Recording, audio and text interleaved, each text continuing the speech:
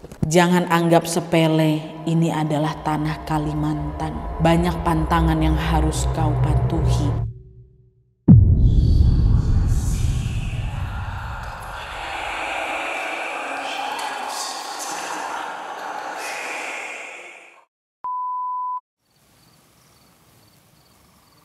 Hai, assalamualaikum warahmatullahi wabarakatuh. Terima kasih sudah klik video ini.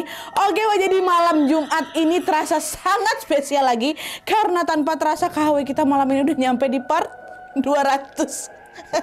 Masya Allah cepatnya ya. Terima kasih buat kalian yang sudah setia menonton KHW dari part 1 sampai part 200. Dan juga tentunya terima kasih banyak buat kalian yang sudah berkenan berbagi cerita horor kalian kepada kami semua yang ada di sini. Ada 200 koleksi cerita horor kita. Wah, Masya Allah.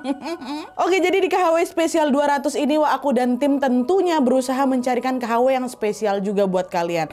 Kalian juga pasti pengen KHW yang panjang ya kan? Nah, inilah kami sudah menyiapkan cerita yang spesial dan lebih panjang dari biasanya tentunya. Dan aku juga sebenarnya nggak tahu nih video ini nantinya akan jadi berapa menit, tapi yang jelas berapapun itu durasinya semoga cukup buat kalian semua ya. Nah, di KHW malam ini aku akan bercerita tentang pengalaman horor Wawa kita pada saat mengandung.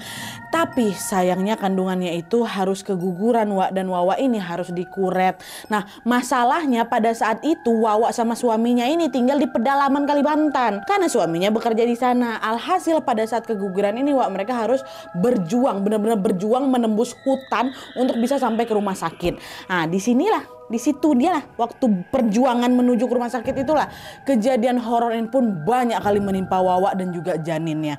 Nah, penasaran dengan kisah selengkapnya? Jadi tanpa berlama-lama kita langsung masuk aja ke ceritanya ya. Check it out. Udah lama kita nggak dapet KHW panjang ya kan.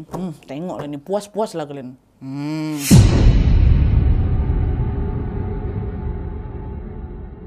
Oke, jadi kisah horor malam ini dikirim sama kita yang bernama Vega dari Sumatera Utara. Halo Vega. Nah, latar belakang Vega ini cukup menarik, Meski pada saat ini dia tinggal di Sumatera, sebenarnya Vega ini berasalnya dari Sulawesi.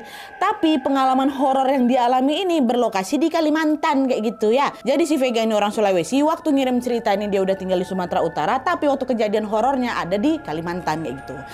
Jadi kisah ini bermula pada tahun 2014 ketika Vega baru saja lulus dari salah satu perguruan tinggi kesehatan yang ada di Sulawesi.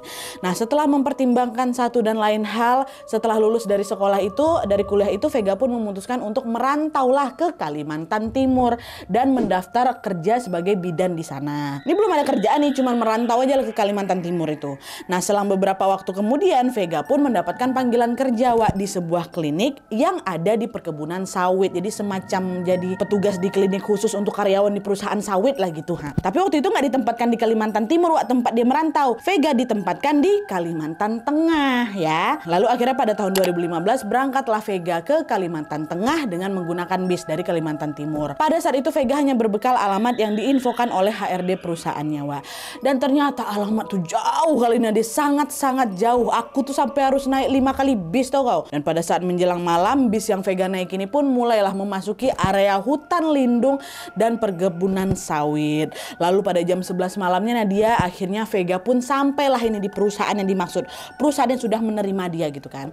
Sesampainya di klinik perusahaan itu dengan ditemani satpam yang sedang berjaga di malam itu juga, Vega pun diantarkan ke klinik dan bertemu dengan seorang bidan yang sudah lebih dulu kerja di sana. Namanya Bidan Salsa. Vega sama Bidan Salsa ini kurang lebih seumuran, dan Salsa inilah yang nantinya juga menjadi teman baiknya Vega selama kerja di sana ya. Nah, singkat cerita Vega pun memulai pekerjaannya sebagai bidan di klinik perusahaan sawit itu. Meski memang lokasinya sangat jauh di pedalaman, alhamdulillahnya selama beberapa bulan di sana aku pun berhasil melewatinya tanpa gangguan yang berarti gitu. Bahkan ya tanpa diduga-duga justru di tempat itulah Vega ketemu sama jodohnya nih, yaitu seorang laki-laki baik bernama Ahmad. Nah, Ahmad ini adalah salah satu karyawan di perusahaan itu juga, perusahaan sawit itu. Dan setelah mereka saling mengenal pada bulan September tahun 2015, Vega dan Ahmad pun akhirnya menikah. Waktu itu mereka berdua menikah di Sulawesi Sulawesi, ya kan? Siapa ini kan memang asli sana kan, di kampung halaman si Vega. Dan tidak lama kemudian mereka pun balik lagi lah ke Kalimantan Tengah itu untuk kembali bekerja di perusahaan sawit ini. Tapi setelah menikah, Wak, karena satu dan lain hal, memang nggak disebutin sama Vega ini alasannya apa. Yang jelas setelah menikah, Vega pun memutuskan untuk resign dari pekerjaannya sebagai bidan di perusahaan itu. Tapi suaminya masih kerja di situ, Wak, ya. Karena memang mereka sudah menikah, si Ahmad ini juga masih jadi pegawai di sana. Vega pun tetap tinggal di kawasan perusahaannya itu bersama suaminya gitu. Nggak balik ke Sulawesi lagi, tetap tinggal di sana. Nah, mereka tinggal waktu itu di sebuah perumahan yang memang disediakan khusus untuk tempat tinggalnya karyawan, Wak. Selama tinggal di sana, Vega pun menjalani kehidupan pernikahan dengan sangat bahagia bersama Ahmad. Kebahagiaan mereka ini pun semakin bertambah lagi ketika tidak lama setelah menikah, Vega pun dinyatakan positif hamil. Meski tinggal jauh dari keluarga, Vega melewati masa kehamilannya tanpa merasa sendirian, Wak. Selain memang ada suaminya yang selalu ada di sampingnya, selama tinggal di kawasan perumahan itu, perumahan karyawan itu, Vega juga pastinya banyak berkenalan dengan keluarga-keluarga karyawan yang lain, terutama dengan istri-istrinya mereka. Sesama istri para karyawan sawit, Vega pun jadi akrab, Wak, sama ibu-ibu di sana. Ada Bu Ilham, ada Bu Reza, ada Bu Ryan dan lain sebagainya. Mereka tuh sering juga tuh, Wak, melakukan kegiatan bersama. Nah, salah satunya adalah pengajian rutin, ya kan. Nah, sebelumnya semua kegiatan yang mereka lakukan berjalan baik-baik saja, Wak. Sampai akhirnya di saat kandungannya Vega sudah memasuki umur 4 bulan, masih aman juga nih di sini. Tapi ternyata tanpa diduga-duga, tidak lama kemudian sebuah teror menyeramkan pun dimulai waktu Vega hamil 4 bulan ini. Jadi ceritanya, Wak, waktu itu mereka punya kegiatan pengajian. Nah, dalam persiapan acara pengajian itu, Vega mendapatkan bagian untuk mengurus konsumsi. Dah dia pun sibuk memasak sama ibu-ibu yang tadi itu kan di mes karyawan. Tapi, Wak, jadi selain ada perumahan khusus karyawan, ada juga mes karyawan. Nah, mereka kumpulnya di mes karyawan itu. Lalu tanpa terasa waktu maghrib pun tiba. Pada saat itu Vega sama ibu satu lagi, Bu Ryan namanya, pamit duluan lah, ini mau balik, mau bersih-bersih dulu kan. Kebetulan rumahnya Vega sama Bu Ryan ini sejauh pula sejalan, Wak. Tapi rumahnya Bu Ryan melewati rumahnya Vega dulu. Dia paling pojok rumahnya tuh. Jadi mereka berpisah tepat di depan rumahnya Vega. Vega belok kiri lah masuk ke dalam rumahnya. Sedangkan Bu Ryan kan masih lanjut lagi nih jalan biar nyampe di rumahnya juga kan. Nah, pas Vega udah mau buka pintu rumahnya, Wak, tiba-tiba Bu Ryan yang udah ngelengos ke depan ini bilang, Vega, kayak gitu, jangan lupa ya nanti pengajiannya habis sisa, kata dia kan. Oh iya bu, siap, kata kayak gitu. Sampai ketemu nanti, kata si Vega kayak gitu. Nah, Bu Ryan juga lambaikan tangan juga nih ke arah si Vega. Mereka udah pisah nih, Wak. Udah sama-sama lambaikan tangan. Tapi di detik itu ya lumayan jauh lah di belakangnya Bu Ryan tuh, aku tengok ada juga ibu-ibu berdiri dekat pohon sawit. Tapi agak jauh dari belakang Bu Ryan, Wak, ya. Ada ibu-ibu tegak di sana ikut ngelambain tangan juga ke aku, kata dia. Wajahnya nggak terlalu jelas, Wak, karena kan udah maghrib nih, udah mulai gelap lah gitu kan. Siapa ibu tuh? Padahal lagi dadain Bu Ryan nih. Siapa ibu tuh? Ngapa pula dia dada sama aku? Mungkin dia pikir aku lagi dada sama dia kali ya. Padahal aku lagi dadanya sama Bu Ryan, ya kan. Dah lah, dibiarin aja sama si Vega. Ya, Bu, siapalah ibu tuh. Dah lah, Vega pun gak terlalu menghiraukan si ibu-ibu yang ikutan dada tadi di belakang itu. Dia pun segera bergegas masuk ke dalam rumah. Nah, sesampainya di dalam rumah, Wak, Ahmad suaminya udah balik nih. Terus tidak lama kemudian si Vega pun langsung ngambil handuk dan bergegas menuju ke kamar mandi buat bersih-bersih. Nah, waktu aku baru mau masuk ke kamar mandi itu, Nadia, tiba-tiba ada yang ngedorong si Vega ini, Wak. Kencang sampai terpental kena tembok, aku nador gitu kan. Terus pas aku tengok ke belakang, aku pikir laki aku entah siapa, nggak ada siapa-siapa. Bang, aku panggil suami aku, nggak ada nyaut. Astagfirullahaladzim. Kenapa ya tadi? Ini aku kecapean nih, makanya aku oleng, kata si Vega kayak gitu kan, masih positif nih. Nah, Vega sempat terdiam bentar hingga akhirnya dia ngebatin lagi. Ya Allah, katanya kan kalau lagi hamil kayak gini nggak boleh mandi waktu maghrib. Tapi kayak gimana ya, udah terlanjur di dalam, udah belengas juga, aku udah lengket badan aku. Ya udahlah, bismillah aja lah, aku lanjutin aja lah mandinya, semoga nggak ada apa-apa, kata si Vega. Mandilah dia maghrib. Udah lah tuh, Vega pun lanjutlah mandi seperti biasa kan, Wak. Nah, pas sudah selesai ini, Vega mau ngambil handuk. Waktu mau ngambil nggak sengaja terjatuh lah handuk tuh, Nadia. Tuh aku nengok ke lantai mau ngambil handuk tuh kan. Nah, ketika dia mau ngambil handuk yang terjatuh itu, Wak, disinilah sebuah peristiwa mengejutkan itu terjadi lagi. Dimana pada saat itu tiba-tiba saja Vega ini merasa ada sesuatu yang keluar dari, mohon maaf, dari kemaluannya. Apa nih kata dia kan. Waktu dia melihat ke arah kedua kakinya, Wak, disitulah Vega semakin terkejut lagi karena ternyata ada darah mulai netes bercucur dari sana. Berdarah. Astaga. Nah, di tengah kepanikannya itu, Wak, Vega ini menyadari ada sesuatu yang janggal juga di sini. Seharusnya kan kalau darah mengucur dari atas tentu ya jatuhnya ke lantai kan, Wak. Dari kaki jatuhlah dia ke lantai kan. Nah ini enggak, Wak. Vega tuh justru melihat darah tuh memang netes ya kan. Tapi berhenti di kakinya aja, nggak netes ke lantai. Dari kakinya netes, harusnya gimana cara masak? Aku angkat pula kaki aku. Jadi kan pokoknya kalau netes nih, ini kaki kan, netes lah darah tuh. Harusnya gitu kan. Dia nggak hilang. Belum sampai lantai udah hilang, Nat. Kenapa darahnya nggak netes langsung ke lantai gitu? Belum sempat si Vega ini mencerna apa yang sedang menimpanya, Wak. Tiba-tiba kaburlah pandangan aku tuh, Nadia. Aduh nggak enak. Aduh kenapa nih? Pingsan. Pingsan di dalam kamar mandi itu, Entah udah berapa lama si Vega ini pingsan, Wak, tapi yang jelas ketika dia terbangun, Vega sudah berada di dalam kamarnya bersama sang suami Ahmad. Dengan suara lirih Vega nanya, "Adek kenapa, Bang?" Katanya, "Iya alhamdulillah adek udah sadar. Abang tadi mau ngambil wudhu sholat maghrib. Terus pas abang masuk kamar mandi pingsan, adek tergeletak di situ, Dek. Kenapa kok bisa pingsan sih?" Kata si Bang Ahmad kan. Nah jawaban Ahmad tadi, Wak, membuat si Vega ini langsung teringat nih sama kejadian janggal yang dialamin tadi. Dengan panik Vega bilang, "Abang, astagfirullahaladzim.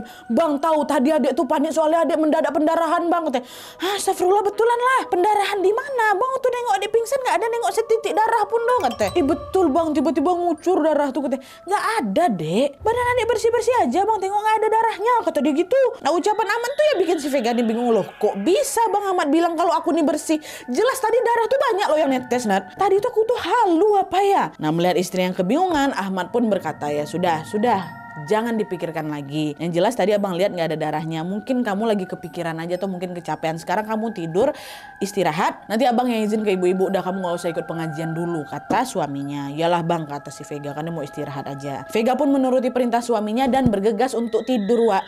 Mau tidur aku karena dia mau istirahat nih. Tapi nggak bisa-bisa. Semakin aku mencoba memejamkan mata, makin terang mataku nih dibuatnya. Barulah udah dekat-dekat waktu mau subuh tuh, baru aku ngantuk, kata si Vega. "Laki aku udah tidur dah." Nah waktu udah ngantuk ini Nadia baru aja mau menjamkan mata nih. Nah disitulah Vega merasa seperti ada yang sedang menggoyang-goyangkan kakinya.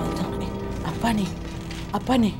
Terus dalam hitungan detik Vega malah merasa seperti ada yang nginjak perutnya, Wak. Nginjak, mau buka mata takut aku dan memang berasa kayak macam ada yang nginjak, terus masih ada yang goyang-goyangin kakinya, Wak. Kan nggak mungkin lakinya nginjak perutnya kan. Aku diam aja nggak bisa bergerak, nggak bisa bangun. Gegara apa dibuat nge-freeze, Wak. Macam orang ketindihan, jadi dibuat dikunci badan aku nggak bisa gerak kan. Dalam situasi itu ya cuman bisa doa dalam hati lah aku.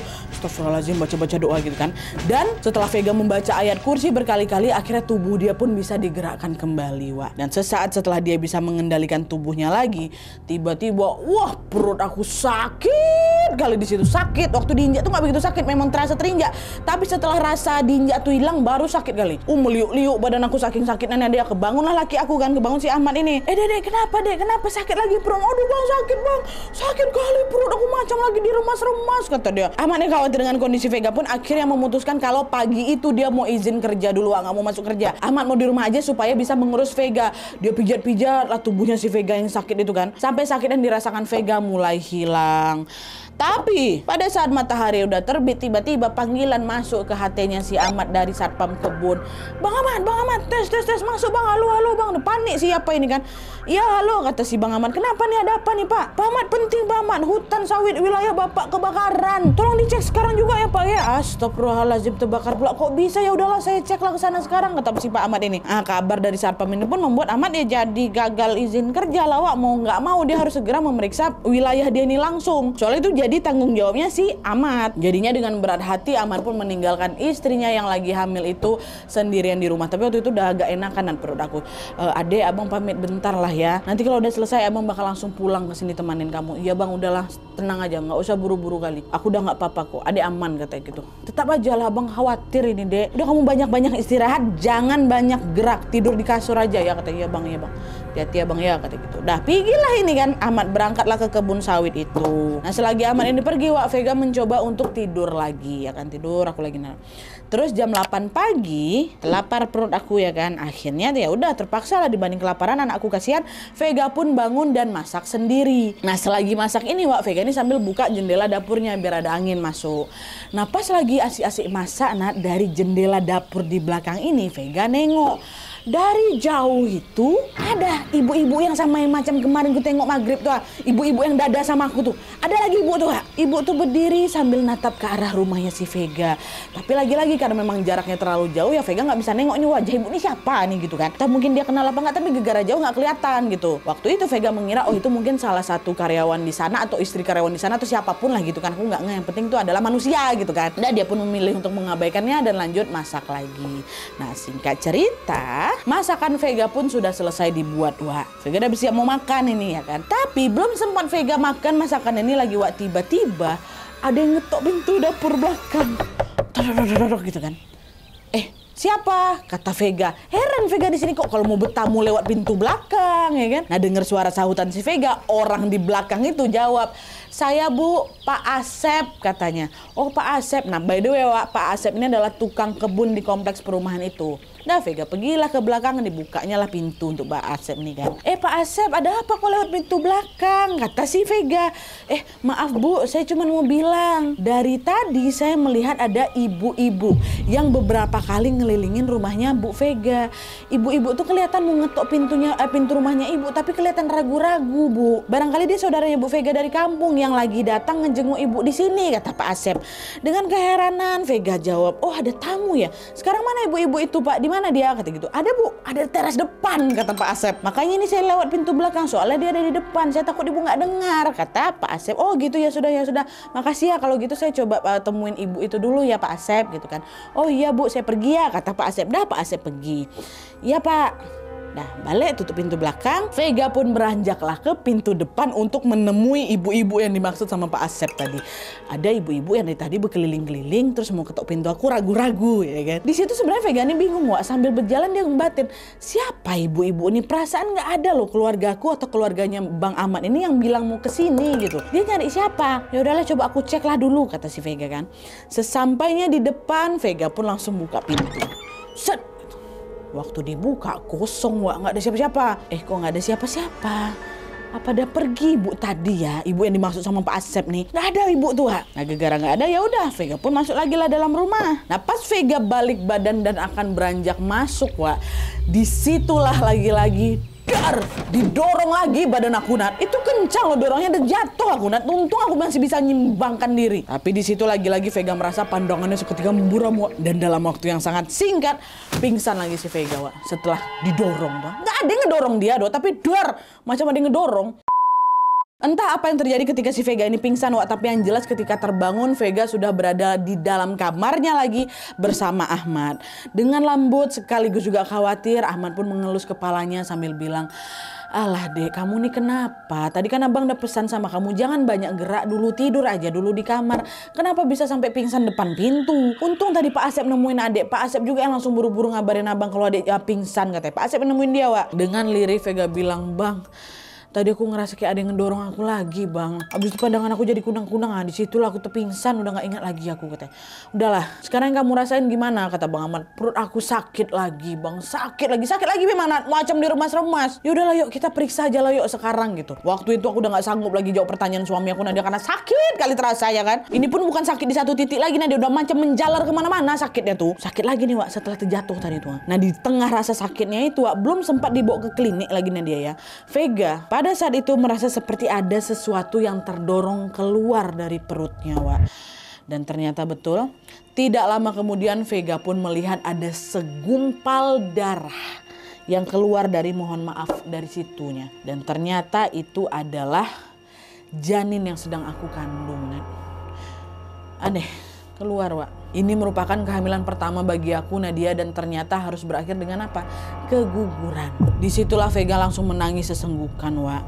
Tapi di sini masalahnya nggak cuma itu aja Wak. Karena sesaat setelah janin itu keluar dan spraynya apa itu bersimbah darah, antara aku sadar nggak sadar Nadia, aku tuh macam nengok ada seseorang yang lagi ngejilatin spray aku berdarah-darah tuh. Ada. Itu yang ku tengok. Aku nggak tahu tuh aku sadar apa nggak, tapi itu yang ku tengok ya. Dan nggak itu aja Wak. Waktu si Vega ini menoleh ke pintu kamar dia, di situ dia juga melihat ada ibu-ibu yang sedang berdiri memperhatikan dia di dalam. Nggak terlalu jelas gimana wajah ibu-ibu itu Nadia, tapi aku yakin seyakin-yakinnya kalau ibu-ibu yang ngintip dia itu dialah yang selama ini aku tengok beberapa hari terakhir. Dialah itu. Ibu yang dari jauh yang ngedada-dadain dia. Terus yang tadi waktu dia masak ada dekat ujung tuh. Ini sekarang udah depan kamar aku. Berarti siapa ibu nih? Siapa ibu nih? Itu waktu lagi lemes-lemesnya bayi itu keluar, Wak. Dan gak lama apa, ibu tuh set menghilang macam asap, Wak. Set ngilang. Dari situ aku tahu, wah bukan manusia ibu tuh berarti. Baru dia mau bilang apa yang dia tengok tadi ke suaminya, Wak. Tiba-tiba perut Vega mendadak kram lagi. Dengan penuh kesakitan Vega bilang, aduh bang perut aku sakit lagi bang, sakit lagi. Kata kayak gitu. Udah deh, adek tenang dulu sebentar ya. Tunggu di sini bentar, abang pinjam mobil perusahaan dulu. Kita pergi ke puskesmas sekarang, kata. Nah, lokasi perkebunan sawit tempat amat kerja rumahnya mereka ini kan berada jauh di pedalaman kan, Wak. Jarak dari puskesmas terdekat pun butuh waktu 1 jam perjalanan. Kenapa nggak di klinik perusahaan sawit itu Nadia? Nggak memadai, Wak. Dia cuma untuk periksa-periksa basic aja. Puskesmas terdekat itu ya itu 1 jam perjalanan dari tempat mereka itu jauh kali. Abang puskesmasnya jauh kali. Aku udah nggak tahan ini. Tolonglah panggilin bidan salsa, bang. Infus aja lah aku bentar nih bang. Bidan salsa masih ingat kalian kan yang kerja di klinik itu juga kawan dekatnya siapa? Kawan dekatnya si Vega. Tolonglah panggil aja bidan salsa, katanya. Tadi abang udah nyari bidan salsa. Udah abang temuin dia di klinik, nggak ada dia do. Waktu kamu pingsan tadi tuh abang udah kesana, nggak ada. Udah sekarang kamu tahan bentar ya dek ya, abang sambil cari mobil, katanya. Udah lah tuh. Singkat cerita, akhirnya Ahmad pun mendapatkan pinjaman mobil pickup dari perusahaannya. Dan pada saat itu ada juga di salah satu karyawan perusahaan namanya Pak Roji yang berkenan mengantarkan Ahmad dan Vega ke puskesmas yang 1 jam jauh kali tadi tuh. Dan selain itu Ahmad juga meminta tolong kepada Pak Asep tadi untuk menguburkan janin mereka yang baru saja keluar di rumah. Dan setelah semuanya siap, Ahmad pun langsung menggotong tubuh Vega ke dalam mobil. Pada saat masuk ke dalam mobil, Vega ini sengaja diposisikan berbaring dengan kepalanya berada di pangkuan Ahmad. Lalu di posisi itu Vega balik lagi nengok ada ibu-ibu yang tadi tuh muncul lagi di sana. Dan kali ini memang bukan manusia deh, Wak. Dia posisinya ngintip, mobil tuh berjalan tapi dia ngintip di jendela tuh. Dia nengokin siapa? Nengokin si Vega. Itu aku nengok tuh Nadia. Nengok aku walaupun mukanya belum jelas kali ini ya, tapi karena sekujur tubuh aku ini masih sakit, dan aku nggak bisa berbuat apa, nggak bisa aku teriak, udah suka hati kau lah, suka hati kau. Si ngintip deh tuh si ibu-ibu tadi itu ha. Dan setelah menempuh perjalanan jauh, akhirnya tibalah mereka di puskesmas. Tapi sayangnya waktu nyampe di puskesmas itu dokter lagi nggak bertugas, Wak. Ditambah lagi ternyata fasilitas yang dibutuhkan sama siapa ini sama si Vega nggak ada di puskesmas itu. Akhirnya Vega pun harus dirujuk lagi ke puskesmas lain yang lebih besar lagi. Ini gue bilang perjuangan dia nih, Wak, ya Allah sedih kali ini belum apa-apa nih. Ini ada dari jarak puskesmas satu ke puskesmas yang berikutnya itu 3 jam perjalanan tuh kalian. Tadi 1 jam, atau mau ke sana lagi tuh Nadia 3 jam perjalanan. Nah, melihat kondisi istri yang kesakitan dan jarak puskesmas berikutnya juga sangat-sangat jauh, akhirnya di sana Ahmad memutuskan buat balik lagi ke rumah, ngambil baju-baju sama keperluan lainnya si Vega. Tujuannya buat apa? Supaya kalau nanti si Vega ini diopname semuanya sudah siap gitu loh. Dah, akhirnya betul Wak, Ahmad pamit pulang bentar nih ke rumahnya yang 1 jam perjalanan pulang buat mengambil segala keperluan. Sementara Vega disuruh tunggu di sana, disuruh tunggu di puskesmas itu, Wak. Sama satu bidan, memang lagi bertugas bidan tuh di sana. Udah maghrib tuh posisinya Nadia, hari dah mulai gelap. Cuman mau kayak gimana lagi kan? Selagi ada mobil bisa nih nganterin dulu ngambil semua perlengkapan. Dah, pergilah Ahmad sama bapak tadi kan. Pergi, aku di puskesmas lah sama bidan tuh nunggu aku kan. Saya masih sakit nih, masih sakit, ditenang-tenangin sama bidan. Tas, mati listrik, Wak. Mati lampu puskesmas tuh. Udah pergi dah Bang Ahmad sama si Bapak Roji itu udah pergi dah. Kata Vega, Wak, sebenarnya listrik di puskesmas itu memang sering mati. Tapi apesnya di saat yang sama mesin genset milik puskesmas itu juga lagi rusak. Jadinya mau nggak mau mereka pun hanya bisa mengandalkan lilin. Nah, bidan yang tadi berjaga bilang, Bu Vega, saya mau beli lilin dulu di warung depan ya. Saya tinggal dulu sebentar, nggak apa-apa, Bu. Iyalah Bu, nggak apa-apa. Pergilah Ibu. Jangan lama-lama ya. Tinggal aku sendiri itu dah. Itu tuh kalau misalnya dipikir sekarang kok bisa mau aku ditinggalin sendirian di situ. Cuman gara-gara waktu itu posisi lagi sakit, dia udah kepecah lah gitu fokusnya si Vega nih, Wak. Dia tuh betulan Wak, bidan nih pergi lah gitu meninggalkan Vega sendirian di sana untuk beli lilin. Lama tuh dan katanya bentar kan, adalah 10 menitan gitu. Tiba-tiba si Vega yang lagi sendirian ini dengar ada suara langkah seseorang yang sedang berjalan menuju ke ruangan dia. Oh, udah pulang ya gitu kan. Vega mikirnya si bidan tadi udah balik. Udah pulang Kak, mana lilinnya? Aku bilang, hening Nan, gak ada jawaban apa-apa. Kok gak ada Kak? Kata. Gak ada juga jawab. Mulai ketakutan Vega nih, feelingnya udah gak enak tuh Wak. Lalu ketika Vega mencoba memperhatikan sekelilingnya dengan bantuan cahaya bulan yang masuk dengan samar-samar di ruangan itu Nadia, aku melihat seperti ada sekelebat bayangan hitam di samping tempat tidur aku. Kok ada bayangan hitam sini? Apa nih? Kok menggelap nih? Dan di saat yang sama juga Wak, disitulah Vega merasa badan aku berat kali macam ada yang nindinan. Udahlah gak bisa bergerak, gak bisa bersuara lagi. Aku minta tolong, ketindihan lagi deh Wak. Di posisi itu Vega lagi-lagi hanya bisa membaca doa-doa dalam hati aja. Dia astagfirullahaladzim, kenapa lagi nih, astagfirullah, ya Allah lindungi aku, ya Allah. Bayangkan sama kalian lagi sakit ketindihan, baca doa terus kan, bilang dia sakit lah, ditindih-tindih, aku baca doa terus, aku ada Tuhan gitu kan. Terus baru tiba-tiba bidan yang beli lilin itu datang. Bu, lama ya, kata gitu. Barulah waktu bidan itu masuk dalam ruangan, udah sesuatu yang menindih badan aku tuh des. Lepas aku langsung Mbak, kok lama, kata dia gitu. Maaf ya Bu, ya Ibu kenapa nggak napa-napa kan? Nggak napa-napa. Baru mau dinyalain lilin, tes, nyala lampu, nyala listriknya. Suasana pun seketika terang benderang sehingga Vega sama bidan itu bisa saling melihat dengan jelas. Dan nyala lampu dah. Nah setelah listrik ini nyala, Wak, bidan itu langsung natap Vega, terkejut. Kak, katanya, kenapa pucat kali kakak? Sakit perutnya ya, katanya. Baru nampak muka Vega yang lebih pucat tadi tuh, Kak. Di situ aku tahu dia kalau penyebab aku pucat itu bukan gara yang badan aku sakit aja, ya gara aku ketakutan tindih sesuatu tadi tuh, Kak. Tapi kan waktu itu Vega nggak mau bikin si bidan ini ikutan ketakutan juga. Akhirnya dia bilang, oh enggak Kak, nggak apa-apa, udah nggak apa-apa kok. Mungkin memang karena perut saya kayak gitu. Dah, bidan yang panik ini pun bergeraklah maju memeriksa kondisi si Vega lagi, Wak. Lalu ketika bidan itu memeriksa badan Vega lagi, disitulah tiba-tiba si bidan ini ngomong lagi, Kak, ini kenapa tangan sama kaki kakak lebam-lebam semua, jatuh kakak tadi, katanya. Lebam Nat badan aku, refleks aku pandangnya lah semua tangan sama kaki aku kan. Betul Nat, sekujur tubuh Vega ini Wak sudah dipenuhi oleh lebam-lebam membiru. Padahal dia tadi cuma tertidur kayak gitu aja kan. Enggak Kak, aku tadi nggak habis jatuh kok. Kok lebam-lebam ya badan aku. Aduh, kayaknya kakak memang harus cepat-cepat dirujuk ke puskesmas lah ini Kak. Malam ini juga nih, jangan ditunda-tunda lagi, kata si bidan. Saya takut kalau udah lebam kayak ini bahaya pula, nanti ini harus segera ditangani nih, kata si bidan itu, Wak. Iyalah, saya tunggu dulu suami saya datang, kata si Vega. Barulah sekitar jam 8 malam, Ahmad pun akhirnya sampailah di puskesmas dengan membawa banyak sekali perlengkapan yang si Vega bawa tas. Dan waktu itu Ahmad itu nggak datang sendirian, dia ngajak bidan Salsa, bidan di klinik perusahaan sawit tempat dia bekerja, sama kawannya istrinya juga, dan juga Pak Roji gitu kan. Nah tanpa berlama-lama mereka pun langsung bergegas membawa Vega ke puskesmas rujukan dengan menggunakan mobil pickup yang sama. 3 jam perjalanan itu berarti sekarang dalam mobil tuh ada 4 ya. Ada Vega, ada si Ahmad, ada Pak Roji, ada si bidan Salsa. Nah di perjalanan pada saat mobil pickup ini melintasi area hutan lindung, waktu itu Vega ini merasa seperti ada beberapa orang yang melompat dan ikut naik ke mobil bagian belakang. Nah dia kan tuh bak terbuka di belakang kan pickup kan. Lalu nggak lama kemudian Pak Roji ngeh nih, dia bilang astagfirullah, kenapa mobil ini kerasa berat kali ya, perasaan tadi biasa aja, kata Pak Roji.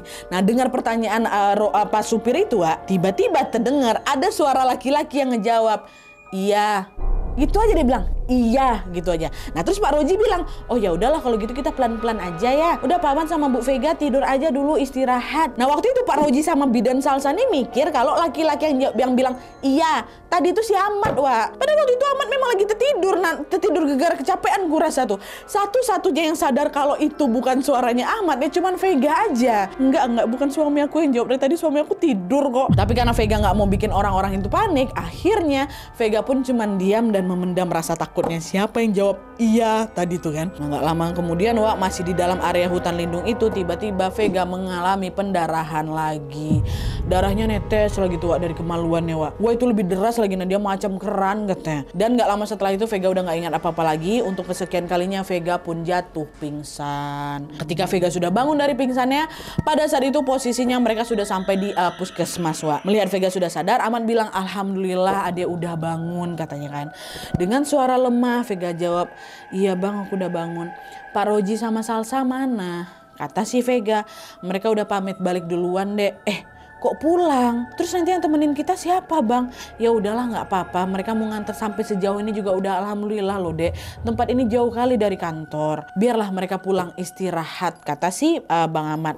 Nah mengetahui kalau Pak Roji sama Salsa udah pulang, sebenarnya di situ aku agak kecewa. Nah ini Vega ya, aku agak kecewa terutama sama Salsa. Karena kan Salsa tuh teman baik aku. Kok bisa dia ninggalin aku gitu aja dalam situasi kayak gini gitu. Merajuk siapa ini Wak? Kecil lah hatinya siapa ini, kayak hatinya si Vega ini. Tapi kan mungkin mereka ada kerjaan lain kan, besok kan harus kerja lagi gitu. Cuman si Veganya mikir aku tuh pengen ditemenin sama temen aku juga. Tapi walaupun kesal, sebenarnya juga aku agak setuju juga dengan ucapan suami aku Nadia. Mereka mau ngantar sampai sejauh 4 jam ke sini aja tuh udah alhamdulillah kali ya kan. Ya udah nggak apa-apa tuh, aku masih punya Ahmad yang selalu setia gitu, berada di samping aku gitu. Dah tuh waktu lagi istirahat di puskesmas ini, tidak lama kemudian Vega lagi-lagi merasa mules Wak, dan ingin buang air besar. Ahmad pun nganterin lah Vega ke toilet dan menunggu Vega dari luar pintu. Nah di saat Vega lagi mau buang air itu Wak, di situ Vega sadar kalau mules yang dia rasakan ini bukan karena mau pup rupanya Wak. Di situ Vega terkejut ketika melihat, mohon maaf, dari kemaluan Vega kembali lagi keluar segumpal darah. Vega yang memang dulunya bekerja sebagai bidan langsung tahu kali kalau segumpal darah itu apa? Janin lagi. Loh kok janin? Nah, tadi kan udah keluar janinnya, ini janin lagi. Ya karena hari itu ada 2 janin yang keluar dari tubuh Vega. Itu berarti sebenarnya Vega lagi hamil bayi kembar Wak. Astagfirullahaladzim ya Allah. Keluar nanti set. Dan ketika janin tuh hampir aja jatuh ke lubang toilet nih, mohon maaf ya, Vega masih kaget lagi tuh antara benar nggak benar ya nanti. Tapi aku tahu itu kayaknya nyata. Si Vega nih lihat macam ada sepasang tangan kotor tuh Wak, muncul dari lubang toilet tuh Wak. Macam mau nangkep janinnya si Vega tadi. Refleks Vega pun langsung menangkap janinnya sebelum jatuh ke tangan misterius tadi Wak. Dan kejadian itu pun membuat Vega shock lah, pasti bergetar lah, dia ketakutan ya kan. Apa nih? Apa tuh? Apa yang gue tengok tadi tuh? Udahlah janin dia keluar lagi, ada lagi tangan hantu kayak gitu keluar. Langsung teriak si Vega, Bang Ahmad tolong. Tadi buka pintu sama Bang Ahmad. Dan ketika Ahmad bertatap-tatapan dengan Vega, disitulah Vega menunjukkan janin kedua yang ada di genggaman tangannya Wak. Sambil menangis sesenggukan Vega bilang, abang janinnya ada lagi. Ternyata aku hamil bayi kembar katanya. Melihat hal itu Ahmad juga gak kalah syoknya Wak. Dia bersedih lagi, dia langsung memapah Vega keluar dari kamar mandi dan langsung memanggil bidan. Dan setelah diperiksa, bidan juga mengkonfirmasi bahwa memang betul gumpalan darah itu memang janin. Bidan itu bilang, Bu Vega, ibu sudah keguguran 2 janin. Dan dari tadi pendarahannya juga belum selesai. Kamu harus segera ditangani sama dokter, kata bidan yang ada di puskesmas ini. Memang sedari tadi Wak, Vega ini belum ditangani sama dokter. Waktu udah nyampe di puskesmas kedua ini, dia datang baru cuman diinfo saja sama bidan karena memang dokternya belum datang. Vega nanya lah kan, dokternya kapan datangnya Bu bidan? Besok pagi Bu, paling lama jam 8 pagi lah. Udah nggak apa-apa, Ibu Vega sama suami istirahat di sini aja dulu. Besok saya kabarin kalau misalnya dokternya sudah datang. Disuruh nunggulah lagi sampai besok kan. Dah tuh tidurlah Nadia. Keesokan harinya dokternya pun akhirnya datang nih alhamdulillah. Dan setelah dilakukan pemeriksaan, dokter tuh bilang, Bu Vega, ibu memang mengandung anak kembar. Dan saat ini kedua janinnya sudah keluar. Tapi ibu tetap harus di USG untuk memeriksa apakah masih ada jaringan yang tertinggal di dalam rahimnya ibu. Kalau memang masih ada yang tertinggal, nanti bahaya Bu, Pak. Tapi masalahnya di puskesmas ini kami belum punya alat USG. Untuk itu ibu sama bapak harus kami rujuk dulu ke rumah sakit. Nah perjalanan menuju ke rumah sakit dari puskesmas kedua nih sekitar 2 jam. Gimana Nadia? Pak Roji udah balik. Untungnya waktu itu si Ahmad nyewa mobil Wak, sekaligus juga sama supirnya. Nah oke Pak, nanti kami akan bawa langsung ke rumah sakit. Udah sat singkat cerita. Setelah melalui 2 jam perjalanan, nyampe lah ini kami di rumah sakit kan. Nyampe di rumah sakit yang dimaksud, Vega langsung buru-buru di USG, betul. Dan ternyata benar aja Wak, pada saat itu memang masih ada jaringan yang tertinggal sehingga Vega harus tetap dikuret. Tapi masalahnya, fasilitas di rumah sakit ini belum memadai buat kuretan. Akhirnya lagi-lagi aku dirujuk lagi ke rumah sakit di kabupaten yang fasilitasnya lebih bagus, ya kan. Dengar instruksi itu menangis lah aku langsung lagi, bukan merasa sakit lagi, kesal aku dah. Sambil memeluk Ahmad Vega bilang, aku nih capek bang, dari kemarin dirujuk terus dilempar terus ke sana kemari, aku tuh capek, badan aku udah sakit semuanya, aku udah gak tahan lagi. Paham betul aku gimana perasaannya siapa ini kan. Dengan lembut Ahmad mencoba menguatkan istrinya, Dek udah semangat kamu, tinggal 1 langkah lagi kita nyampe di rumah sakit kabupaten. Nggak apa-apa, kamu tahan, setelah dikuret mudah-mudahan kamu sembuh, udah nggak pendarahan lagi, udah nggak pingsan-pingsan lagi. Kalau dibiarin kayak gini kamu bakal sakit-sakitan terus, kata suaminya kan. Rumah sakit tuh jauh bang, jauh kali, 5 jam perjalanan dari sini. 5 jam perjalanan lagi, Wak. Iya bang tahu, tapi gimana nih, kita nggak ada pilihan lain. Kamu ada abang di sini, kamu nggak sendirian. Ayo lah, yuk semangat gitu. Bayangkan lah, Wak, gimana tuh? Udahlah tuh, setelah Vega ini merasa lebih tenang lagi, mereka pun kembali melanjutkan perjalanan menuju ke rumah sakit kabupaten, Wak. Ya, tapi sayangnya di sini mobil yang Ahmad sewa tadi dari puskesmas ke rumah sakit yang pertama ini tidak menyanggupi mengantar mereka sampai ke ujung kecamatan, which is ke rumah sakit kabupaten itu, Wak. Dia nggak bisa tuh kalau ngantar sampai ke kabupaten sana, rumah sakit kabupaten nggak bisa. Mohon maaf Pak ya, saya nggak bisa Pak. Akhirnya apa? Setelah sampai di ujung kecamatan, disitulah aku sama Ahmad diturunin, Nat. Kami cari kendaraan lain, mau nggak mau. Supirnya nggak mau ngantar. Nah, bayangkan lagi sama kalian tuh. Singkat cerita, sampailah Vega sama Ahmad tuh di ujung kecamatan, Wak. Mereka pun turunlah dari mobil rental itu dan bersiap mencari kendaraan yang lain. Allah, kasihan kali ya. Ahmad sempat waktu itu terpikir buat rental mobil lagi, Wak. Tapi untungnya tidak lama kemudian adalah ini satu mobil yang melintas dan berhenti tepat di sampingnya mereka. Pengendara mobil itu adalah seorang laki-laki. Dia nurunin kaca mobilnya kan, dan dia ngomong sama Ahmad kayak gini, Bapak Ibu mau kemana? Sepertinya mau bepergian jauh ya, katanya gitu. Iya Pak, kami mau ke rumah sakit di kabupaten. Di sekitar sini ada rental mobil nggak Pak ya? Kata Ahmad. Oh kalau gitu nggak usah rental mobil, sama saya aja. Kebetulan saya sering kok jadi sopir antar kota, kata si bapak ini. Nah di situ Ahmad sama si Pak supir tadi pun langsunglah menego harga. Hingga akhirnya setelah mereka sampai di nominal yang disepakati, Ahmad pun segera memapah Vega masuk ke dalam mobil. Jadi pakai mobil bapak ini cuma dibayar. Lalu mereka pun kembali melanjutkan perjalanan menuju ke rumah sakit kabupaten ya. Nah selama di perjalanan, Wak, bapak supir ini ramah kali dia. Sambil berbahasa basi dia nanya, sakit apa kok mau bawa ke rumah sakit? Ini Pak, istri saya keguguran. Oh, keguguran? Semoga lekas membaik ya Bu, kata kayak gitu. Iya Pak, makasih. Waktu itu aku cuma mengangguk lemah aja Nadia. Lalu nggak lama kemudian Ahmad bilang lagi, oh ya Pak, Bapak tahu nggak ya pemakaman di sekitar sini tuh di mana, katanya. Loh kenapa Pak tiba-tiba nyari pemakaman, buat apa, kata si bapak supir. Ini loh soalnya rumah saya sama istri saya kan jauh Pak dari sini. Kebetulan ini janin kami belum dikubur. Kalau nunggu sampai pulang takut keburu busuk Pak. Makanya rencananya mau saya kubur aja nih di pemakaman terdekat, kata si Ahmad. Nah denger ucapan ini, Wak, si sopir itu nampak terdiam bentar, macam lagi memikirkan sesuatu lah gitu. Nah dia diam bentar kan.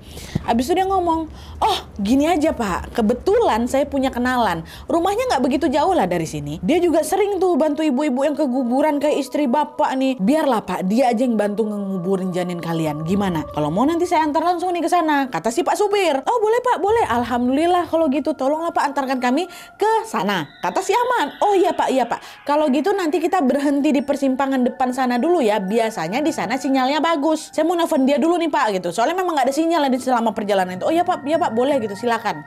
Nah ternyata Wak, persimpangan yang dimaksud sama supir tuh jauh rupanya, bukan dekat depan itu, betul lah dia jauh lah. Sehingga pada saat nyampe di persimpangan itu tanpa terasa Ahmad ini ketiduran. Ahmad yang ketiduran, aku masih melek Nadia. Nah di situ aku tengok memang sopir ini ngeluarin HP dan bersiap-siap mau keluar buat mencari sinyal. Udah nyampe itu di tempat yang ada sinyalnya kan. Tapi ternyata pada saat dia membuka HP-nya di dalam mobil, belum turun lagi nya, sinyal tuh udah cukup baik. Jadi dia nggak jadi turun Wak, dia mau nelpon dia dalam mobil itu aja gitu loh. Dan setelah menunggu beberapa saat terdengar Wak, si sopir sama kenalannya itu berbicara menggunakan bahasa daerah dari telepon tuh. Dengar aku Nadia. Aku pun sedikit-sedikit paham sama bahasa daerah itu Nadia. Sehingga ketika si sopir ini sedang berbicara, Vega ini pun bisa tahu apa isi pembicaraan itu kan Wak. Nah tepat ketika Vega menyimak isi pembicaraan itu, disitulah Vega terkejut. Karena ternyata di dalam percakapan itu dia mendengar si sopir bilang kayak gini, kurang lebih Wak ya. Halo, kau di mana? Di rumah nggak? Aku lagi ada sesuatu yang berharga nih buat kau. Aku ketemu orang, dia baru aja keguguran, janinnya masih dia bawa. Sekarang dia lagi nyari makam buat ngubur janinnya. Aku bawa aja mereka ke rumahmu ya. Nanti setelah sampai kau pura-pura mengubur janin ini. Kau kubur aja lah batu dibungkuskan putih atau apalah kayak gitu. Nanti janin aslinya kau ambil buat jimat. Kata dia gitu kan. Buat jimat. Oh ya sama, nanti usahakan mereka istirahat dulu tempatmu ya. Orang baru keguguran gini darahnya segar Wak. Pasti nenekmu nggak tahan. Aduh. Ya kayak gitu ya, nanti aman lah tuh, seberapa aja kau mau kata gitu. Maksudnya tuh kayak bayaran gitu lah dia. Ya udah aku jalan ke sana ya kata. Nah si supir ini pikir aku memang lagi tertidur Nat, maka dia bisa ngomongnya lancar ya, di situ terdengar sama aku. Itu rencana dia, wah astagfirullahaladzim. Apa nggak shock aku langsung, aku lagi sakit-sakitan kayak gini, janin aku mau dijadikan jimat pula. Terus aku mau diapain, darah keguguran tuh tadi maksudnya buat apa? Nah Vega situ tenang wah, dia langsung pura-pura tidur lagi karena dia takut kalau supir ini tahu dia lagi nyimak percakapan dia tadi kan. Nah akhirnya diam deh, pura-pura. Aduh aku deg-degan kali itu di perjalanan tuh. Nah di sepanjang perjalanan itu Vega terus berpikir keras bagaimana cara dia bisa menggagalkan rencana jahat itu. Memang janinnya di dalam dibawa si Vega Nadia. Iya, dibawa sama Vega. Vega yang memilih untuk mengubur bayinya tadi wak, dari puskesmas apa rumah sakit? Rumah sakit deh terakhir tuh. Yang waktu dia keguguran bayinya mau diambil sama tangan dekat bawah toilet. Nah tuh bawa pulang sama si Vega. Bisa lah kalian bayangin kan gimana deg-degannya si Vega waktu itu, udah lagi nahan rasa sakit, perjalanan jauh kayak gitu. Ketemu orang yang punya rencana jahat kayak gitu ya kan wak. Tentunya Vega di situ nggak mau janinnya yang tidak berdosa ini malah disalahgunakan kan wak. Akhirnya singkat cerita, mereka kan nggak langsung ke rumah sakit kabupaten tuh wak. Tadi kan dealing sama si Ahmad mau nguburin ini dulu kan. Itulah sampailah di rumah kenalan orang yang dimaksud ini buat nguburin tempat janinnya itu. Sopir tadi pun segera membangunkan Ahmad dan Vega. Dan setelah mereka bangun sambil menunjuk ke arah salah satu rumah, sopir itu bilang, nah itu dia bang, itu dia rumah kenalan saya udah bilang sama mereka, kalian jalan aja lah ke sana. Saya udah bilang kok, seharusnya semuanya udah siap, nanti udah tinggal dikuburin aja. Saya mau mampir makan siang dulu ya di warung, kata si supir. Nah Ahmad yang nggak tahu apa-apa tentang rencana jahat si supir itu dia senang-senang aja. Wah belum sempat juga aku bisa ngomong Nadia. Orang ada si supir tuh, iya mau nyampe nih di rumah nih. Orang ini pasti ditelepon sama si supir di jalan tadi tuh. Dan pada saat itu Vega ini memang belum menemukan celah untuk memberitahu sama suaminya tentang ini semua. Wah akhirnya dengan langkah gontai Vega pun bergandengan tangan dengan Ahmad menuju ke rumah ini nih, rumah yang udah ditunjuk sama si supir tadi. Sesampainya di depan rumah itu, mereka langsung disambut nih sama seorang ibu-ibu. Ini manusia memang. Ibu tuh langsung nyambut mereka lagi tuh di depan. Dan pada saat pertama kali beradu tatap dengan Vega dan Ahmad, hal pertama yang diucapkan oleh ibu itu apa? Mana janinnya? Sini, saya kubur. Langsung janin ditanyanya Nat. Gak sempat lah aku mau ngomong apa-apa sama suami aku kan. Ahmad pun langsung noleh ke Vega. Mana janinnya tadi dek? Oh, dalam tas bang. Nah, tas lagi dibawa sama Ahmad ini dia. Nah secara perlahan-lahan aku pun buka lah tas itu. Set. Aduh kayak mana nih ya? Kayak mana nih? Bismillah. Udah terbuka, Vega langsung, astagfirullah bang, janinnya ketinggalan. Ketinggalan di mana dek? Bukannya tadi kamu bawa? Iya ketinggalan tadi bang. Aku ingat tadi sebelum berangkat aku sempat ke kamar mandi dulu. Aku keluarin lah itu janinnya. Aku mau ngambil duit, mau bayar toilet. Lupa aku masukin lagi janin itu dalam tas bang. Kata si Vega. Nah mendengar percakapan antara si Vega sama si Ahmad tadi, wah ibu-ibu yang menyambut mereka tadi pun langsung kelihatan marah gitu. Dia ngomong kayak ini. Jadi janinnya gimana? Nggak ada. Gimana sih kalian ini? Saya udah capek-capek ya gali makamnya. Langsung sewot, Wak. Dengan perasaan nggak enak, laki aku jawab kayak gini. Aduh, maaf ya Bu, sudah merepotkan. Rupanya ketinggalan Bu. Saya juga tadi nggak ngecek, kata gitu. Masih dengan ekspresi yang marah, ibu tuh bilang lagi, ya udahlah, udah kalian masuk aja dulu, makan dulu. Saya udah siapin makanan. Kalian istirahat dulu di sini, kata si ibu itu. Nah mendengar ajakan itu dengan lembut, Ahmad bilang, yaudah yuk masuk dulu, istirahatlah dulu, nggak enak dia udah nyiapin makanan juga. Supir tadi pun lagi istirahat, abang juga masih ngantuk katanya. Enggak bang, udah kita lebih baik balik aja lagi di mobil. Kita nunggu di mobil aja, kata si Vega kayak gitu. Nah belum diputuskan sama si Ahmad ini, wak tiba-tiba datang lah ini dia. Nenek separuh baya lagi ngampirin mereka. Nenek tuh langsung nepuk pundaknya si Vega, dia bilang, sudah masuk dulu, istirahat katanya. Nenek nih wah ya ingat. Melihat kemunculan nenek itu tentu si Vega dia langsung ngebatin. Aduh nih pasti nenek yang dimaksud sama si supir tadi di dalam telepon nih. Belum sempat si Vega nih ngomong apa-apa, dengan sigap si nenek ini pun langsung memegang dan menarik tangannya macam memaksa gitu Wak. Tapi di sini yang seramnya Wak. Pada saat itu Vega bisa melihat dengan jelas waktu dia mau ditarik, kedua mata nenek tuh tiba-tiba merah. Nah dia terus kayak gitu, astagfirullahaladzim, menjulur lidahnya tuh. Aku nengok tuh, aku nggak halu. Nah dia itu yang aku tengok. Karena ketakutan langsung dihempas lah tangannya tahan si nenek sama si Vega. Kata dia kayak gitu. Dan di saat yang sama Ahmad udah mulai menyadari nih kalau ada sesuatu yang nggak beres sama mereka berdua. Akhirnya Ahmad bilang, yaudah yuk, udah kita tunggu di mobil aja nek, udah nggak usah masuk, kami tunggu di mobil, kata dia. Nah, melihat Vega dan Ahmad yang siap-siap mau pergi ini, wah ibu-ibu sama nenek-nenek tadi tuh masih kelihatan mau nahan mereka. Udah di sini dulu, pokoknya masih pegang-pegang gitu lah. Hingga akhirnya tiba-tiba ada seorang seorang pemuda warga lokal di sana yang melintas dekat mereka berempat nih. Dan seolah-olah sudah mengetahui apa yang terjadi, Wak ya. Pemuda itu tiba-tiba dibentaknya nenek tuh. Tapi ngomongnya apa? Astagfirullah, ingat umur, Nek. Kalau lapar ya makan nasi aja, jangan yang aneh-aneh, kata si pemuda itu. Kalau lapar makan nasi aja. Udah Kak, Bang, udah pergi dari sini. Jangan lama-lama di sini, udah sana pergi. Kata si pemuda itu, seolah-olah pemuda tuh tahu sesuatu lah dia. Digituin sama pemuda tuh terdiam mereka berdua, ibu-ibu sama nenek nih. Dengan langkah terburu-buru tanpa menoleh-noleh lagi, Vega dan Ahmad pun bergegas kembali masuk ke dalam mobil. Sesampainya di mobil, ternyata si sopir itu udah ada di sana, nggak jadi makan dia, Nat. Ada dalam mobil. Tuh bertanya dia, kok cepat sekali? Udah selesai janinnya dikubur? Belum sempat Vega sama si Ahmad ini menjawab apa-apa, Wak. Si sopir tadi tiba-tiba turunlah dari mobil dan dia pergi tuh menuju ke rumah tadi, rumah ibu-ibu tadi. Dan selang beberapa menit kemudian si bapak sopir ini pun balik lagi ke mobil, tapi wajahnya marah. Nampak kali kesalin, dia masuk kan. Dia masuk dalam mobil langsung dibantingnya pintu biar gitu. Kami udah dalam mobil tuh. Dan sepanjang perjalanan tadi si sopir yang awalnya ramah kali banyak bicara, dia diam sepanjang perjalanan itu. Dia melajukan mobilnya dengan sangat ngebut laju. Kami diam aja dalam mobil tuh. Marah lah orang ini, marah lah, entah mau diapain lah kami gitu kan. Terus sekitar jam 7 malam akhirnya sampailah mereka di rumah sakit kabupaten. Kan dealingnya ngantar sampai apa kan.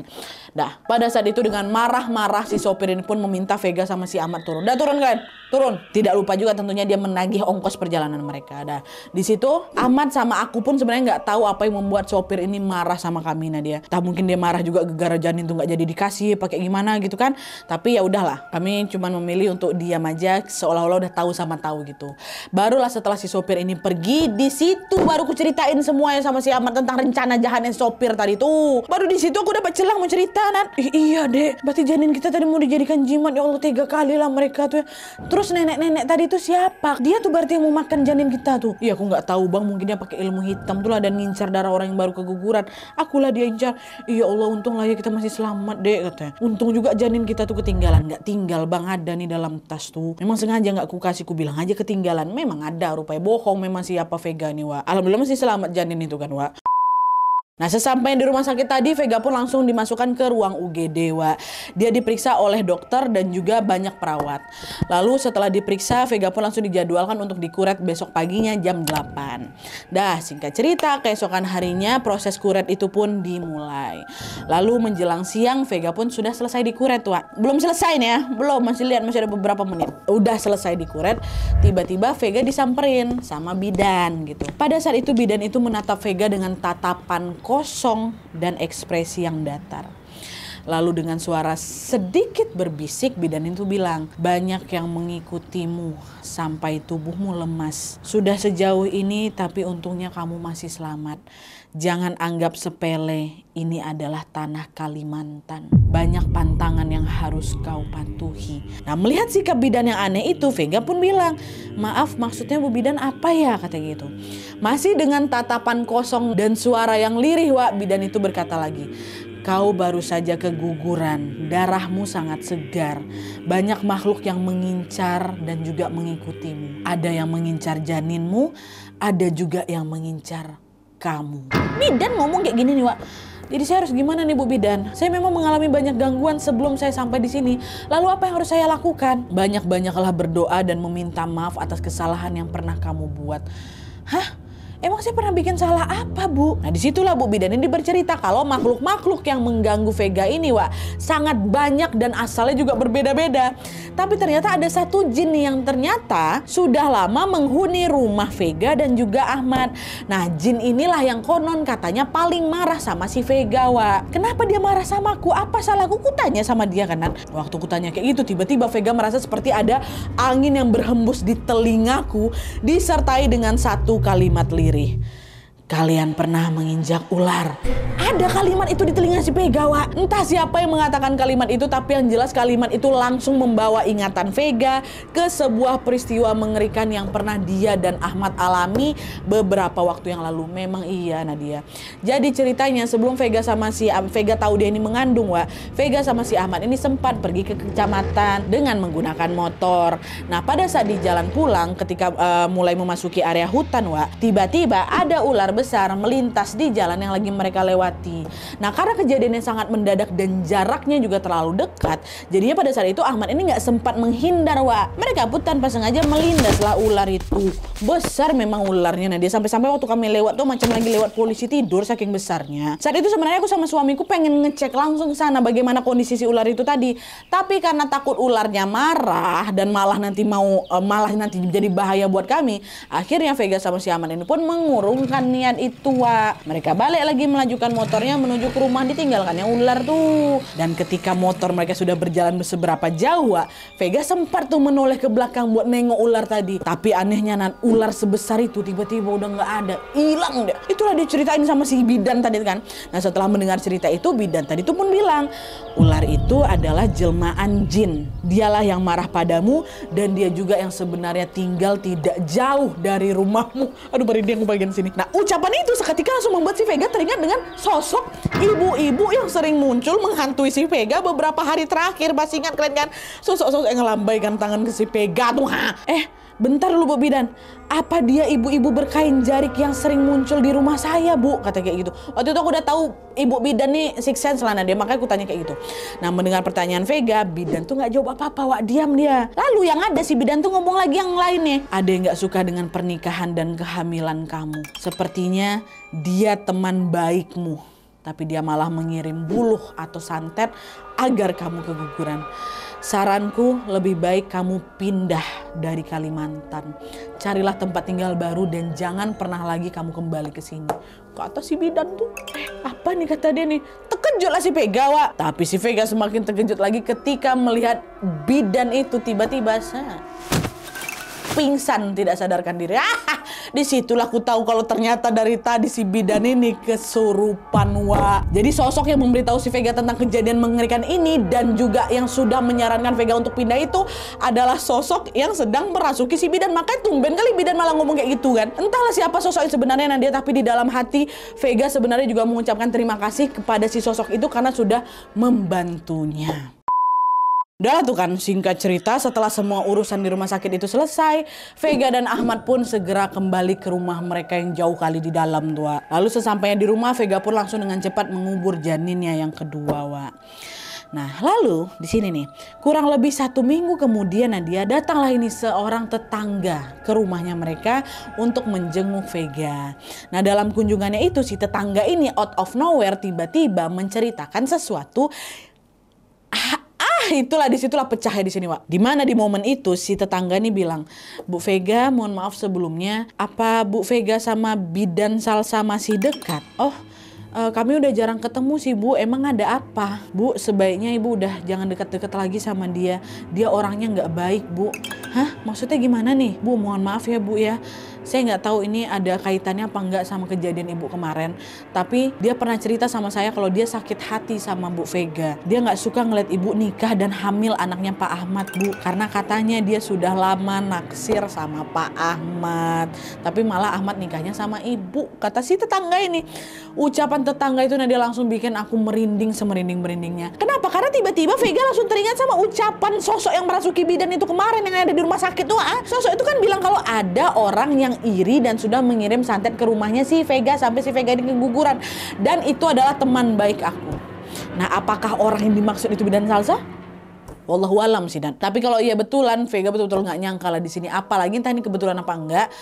Bu Salsa pun semenjak aku pulang udah gak pernah datang lagi tempat aku, Nan. Apa yang gak kecil hati aku? Orang yang kupikir adalah teman baik ternyata malah nusuk aku dari belakang, ya kan? Tapi dah lah tuh, akhirnya setelah melewati banyak hal yang sangat-sangat mengerikan dan juga menyedihkan, pada tahun 2016 Vega dan Ahmad pun sepakat untuk pindah dari Kalimantan, Wak. Mereka sekarang udah tinggal inilah, makanya di Sumatera. Tepatnya di Sumatera Utara, kampung halamannya Ahmad.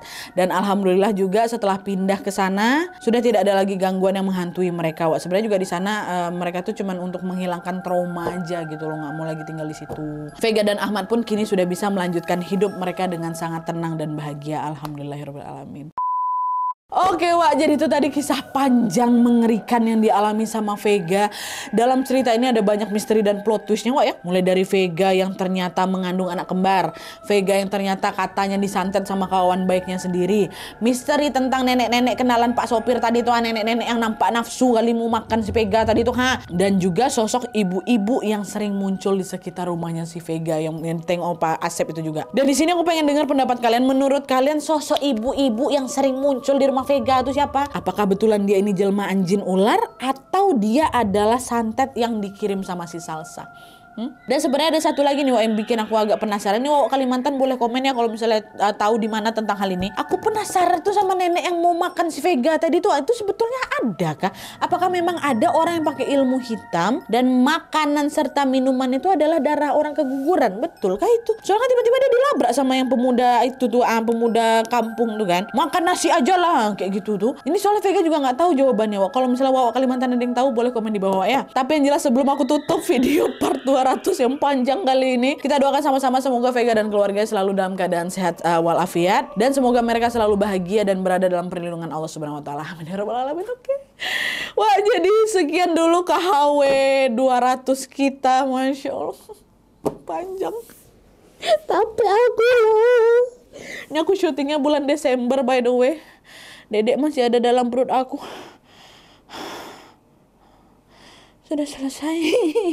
Oke, kita ketemu lagi di part-part selanjutnya. 201, 202, 250, 230, sampai 300 lagi. Sampai nggak ya? Insya Allah sampai. Oke, semoga kalian nggak bosan sama KHW Wak ya. Oke Wak, jadi sekian dulu videonya. Terima kasih banyak yang sudah menonton sampai habis hari ini tanpa putus. Komen di bawah kalau kalian kayak gitu ya. Kalau kalian suka video ini, klik like ya. Jangan lupa komen di bawah untuk ide dan saran-saran video selanjutnya.